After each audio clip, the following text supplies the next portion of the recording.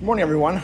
Lane here. I'm just going to give you a little demonstration and a little safety on the our two miter saws, which is number one in our breakout procedure. So you get your rough material to the desired thickness and width and all that stuff. Okay. So we got two miter saws here. I put these two miter saws together just for the video purposes. Well, this guy here is our rough saw we use for the breakout for cutting our rough lengths. This guy here is not located in the right spot. It'll be located behind me. But the idea of this machine here, it has less teeth per inch, okay? Indicating that it's a rip saw, okay? So the more teeth, the more TPI you have, the rougher the cut, okay? So when we're doing a breakout for our rough material, we don't really care what it looks like at that point. Then we have our other one here, our nice DeWalt one that we use. And this has more teeth, more TPI, okay? So this gives you a finer cut. So we use this saw when we're doing our finished cuts, and that guy down for our rough cuts, okay? I just want to go through the little process here on how to safely handle the machines. So in this guy's here, this is our DeWalt saw here. These arms here extend to support your material, okay? Not so much on this guy. All right, so if your material is a little bit longer than supporting the sides there, what we'll do is we'll get a partner. They should be 6 feet away, which is no problem. So they're going to support the material so it doesn't get any damage to the blade, yourself, and the material. Okay. As you can see, this one here is hooked up to the dust collector. This one and the other one will both be hooked up to the dust collector, so minimize the dust up in the air. Okay. Also, right now there's no power to it because if the power was on, it'd be too loud to hear this me talk, okay? So I'm just using a tripod here. I'm just going to give you a little demonstration on the machines here. So bear with me. Okay, this guy here, snip your material. So this is my rough cut, my first rough cut, all right? So I've got a piece of material. I would measure it off my table, which you can see here, I've made a mark there. Right there, I'm not sure if you can see it. It was an X beside it. The X means I want to cut on that side of the line, okay? What's happening is, on the saw here, you'll have like you want to cut on the one side because you're going to be off by 1/8 of an inch if you cut on the pencil line. So hopefully you can see it there. Right there, okay, so what I want to do here first is make sure that I have no debris on the table here, okay? So nice and clean, all my measuring tools and stuff are off the table. I don't want anything on the table in terms of just the piece of wood you're going to be cutting. All right, so making sure it's tight against the fence. Make sure there's no obstructions in the way. And what you want to do is it's a right hand tool only. All right, so we're going to operate with our right hand and hold the material with our left. Okay, this machine here is again for a rough cut, so it doesn't need to be exactly on mark. This is a rough cut. That measurement is a rough measurement, so it'll be 1 inch longer than what you actually need. So we got some room to play with. So if I got an extra 1/4 inch I want to add to it, that's fine too as well. Okay, so what I want to do here is bring my saw blade, before I turn it on, line up my saw blade to the waist side of the line. Okay, my left hand here, my left hand is holding material tight and down, and then all I would do is pull the trigger. Okay, the trigger is up here.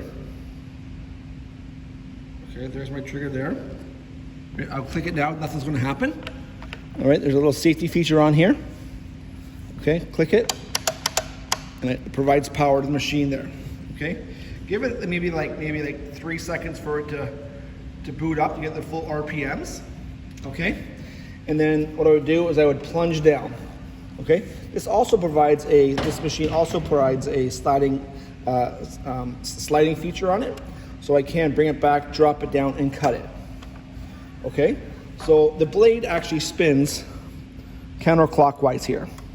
All right, so depending on what your finished cut or rough cut, it all depends how you want to do that. Okay, if I'm doing any angle cuts, any miter cuts, I can adjust the saw to cut that angle for me.